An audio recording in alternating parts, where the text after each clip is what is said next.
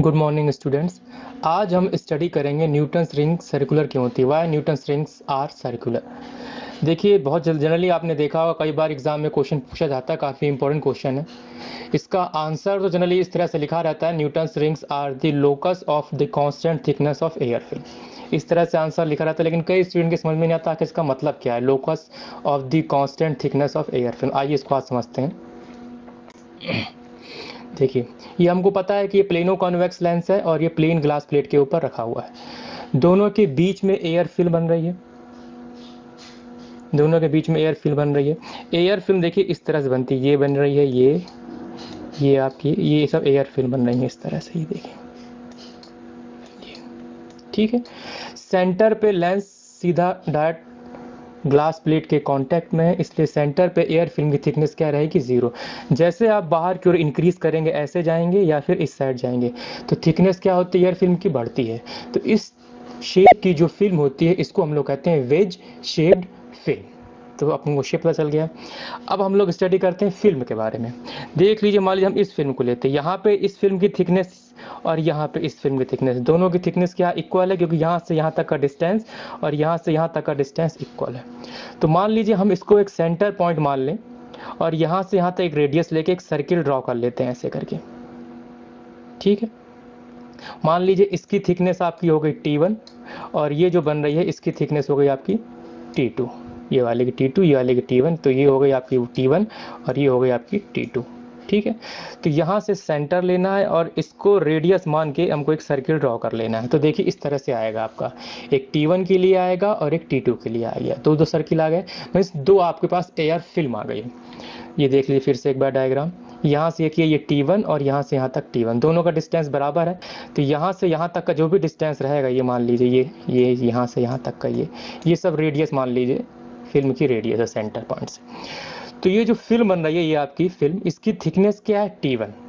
तो ये जो आपको सर्किल दिखाई दे रहा है ये इसकी सर्कमफेरेंस है।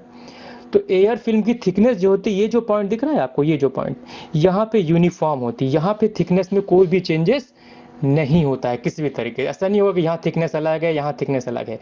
इस थिकनेस जो होती है रिंग फॉर्म में एक समान होती है, रिंग, इसलिए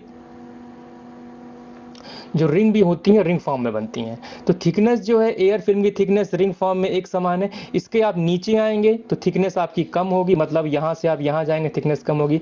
इससे ऊपर जाएंगे मतलब आप यहाँ से फिर यहाँ जाएंगे, थिकनेस क्या होगी, इंक्रीज होगी, क्योंकि वेज शेप्ड फिल्म है। तो सेंटर ओ हो गया आपका। यहाँ पे हमने एक ये जो इस सेंटर ओ से आर रेडियस लेके हमने एक सर्किल ड्रॉ किया। ये सर्किल जो है ये आपकी एयर फिल्म है, जिसकी थिकनेस क्या है, T1 है। इस सर्कमफेरेंस पे इसकी थिकनेस एक समान रहेगी, यूनिफॉर्म रहेगी। अगर हम इसके बाद की दूसरी फिल्म में जिसकी थिकनेस क्या है आपकी T2, तो ये जो इसका जो सर्कमफेरेंस दिख रहा है आपको, ये देखिए ये सर्कमफेरेंस दिख रहा है, इस पूरे सर्कमफेरेंस पे जो एयर फिल्म आएगी इसकी थिकनेस जो होगी यूनिफॉर्म रहेगी, कहीं भी कोई भी चेंजेस नहीं होगा। अब इस सर्किल के इस फिल्म के नीचे आप आएंगे थिकनेस चेंज होगी, मतलब कम होगी, और इस थिकनेस इस T2 के ऊपर जाएंगे तब भी थिकनेस आपकी चेंज होगी, यहाँ पे थिकनेस इंक्रीज होगी। यहाँ से देखिए T2 के नीचे आएंगे थिकनेस कम होगी, T2 के ऊपर जाएंगे थिकनेस क्या हो रही है, बढ़ रही है, इंक्रीज हो रही है। तो यही मेन रीजन होता है। अब देखिए जैसे ये है T1 फिल्म आपकी एयर फिल्म T1, इसकी चारों ओर थिकनेस क्या है, ये जो आपका सर्किल बन रहा है इसकी जिस सर्कमफेरेंस है थिकनेस क्या है इसकी, यूनिफॉर्म है। जब इस पर नॉर्मली लाइट इंसिडेंट होती है तो सीधी सी बात है यहाँ पे सब जगह थिकनेस बराबर है, सब तरफ थिकनेस बराबर है। टी की वैल्यू क्या है, यूनिफॉर्म में, तो आपका फार्मूला क्या होता है, 2 म्यू टी कॉस आर, ये आपका फार्मूला होता है, कॉस आर इक्वल टू होता है पार्ट डिफरेंस। यहाँ पे पार्ट डिफरेंस हम लोग लेते हैं, चाहे एन लैम्डा लेते हैं, कभी 2n प्लस लैम्डा बाई 2 या 2n माइनस 1 लैम्डा बाई 2 लेते हैं। तो जब थिकनेस टी की वैल्यू क्या रहेगी, यूनिफॉर्म रहेगी।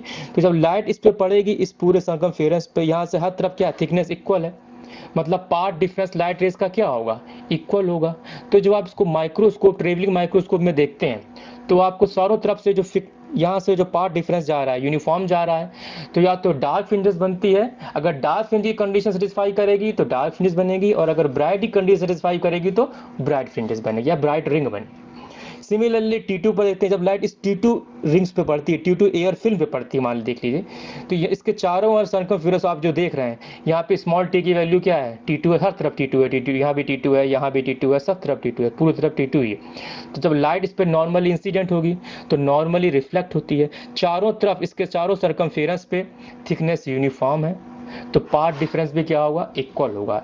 पाथ डिफरेंस हर तरफ से इक्वल होगा, तो ऊपर जब रिफ्लेक्ट होगी तो ये रिंग ही बनाएगी, याद रखिएगा, ऊपर होकर रिफ्लेक्ट होगी तो रिंग ही बनाएगी, क्योंकि जब पाथ डिफरेंस से लाइट हर तरफ से इसके हर एक पॉइंट से रिफ्लेक्ट होगी तो एक ही पॉइंट पे फोकस करेंगी।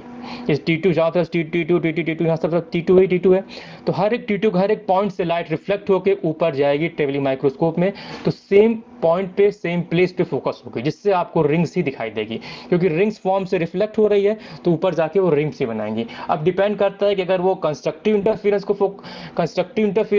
के पाथ डिफरेंस को फॉलो करोगी तो ब्राइट रिंग्स बनाएगी, और अगर डिस्ट्रक्टिव इंटरफेरेंस के पाथ डिफरेंस को फॉलो करोगी तो वो डार्क रिंग्स बनाएंगे। तो मेन यही रीज़न है। ये जो थिकनेस होती है एयर फिल्म की, ये देखिए एयर फिल्म एक्चुअली जो नीचे बनती है इन दोनों के बीच में, एयर फिल्म सर्कुलर फॉर्म में बनती है। क्यों बनती है सर्कुलर फॉर्म में, है तो वेज फिल्म, याद रखिए, तो वेज शेप में, लेकिन सर्कुलर फॉर्म में इसकी थिकनेस यूनिफॉर्म होती है, ये याद रखिएगा।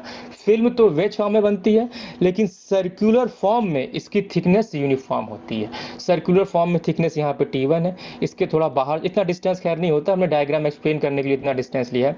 इसके जैसे आप बाहर जाएंगे तो फिर एक थिकनेस मिल रही है आपको एयर फिल्म की, ये भी सर्कुलर फॉर्म में यूनिफॉर्म है, और इस T2 की वैल्यू इस T1 से ज़्यादा है। क्यों ज़्यादा है, क्योंकि जो फिल्म है वो वेज शेप्ड है। तो याद रखिए, जो फिल्म बनती है उसकी जो थिकनेस होती है सर्कुलर फॉर्म में या रिंग्स फॉर्म में यूनिफॉर्म होती है।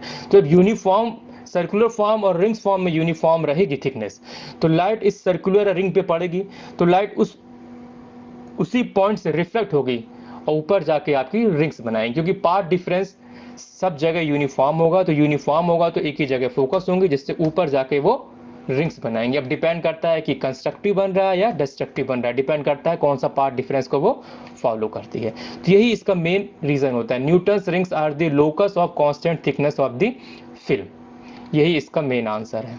ठीक है, थैंक यू।